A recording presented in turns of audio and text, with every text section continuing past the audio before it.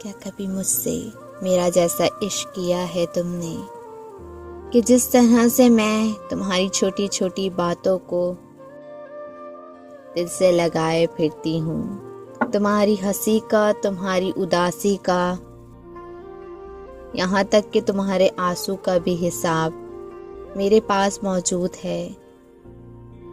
मैं तो ये भी याद रखती हूँ कि तुमने किस पल किस लम्हे मेरे वजूद को अपनी मोहब्बत से महकाया था। और वो जो तुम्हारी अनकही बातें हैं ना, तुमसे पहले मुझ तक पहुंच जाती हैं। तुम्हारी यादों का लम्स मेरे पौरों में सांस लेता है, मुझे जिंदा होने का एहसास देता है। तो फिर कहो, क्या कभी मुझसे मेरे जैसा इश्क किया है तुमने, इश्क किया है तुमने।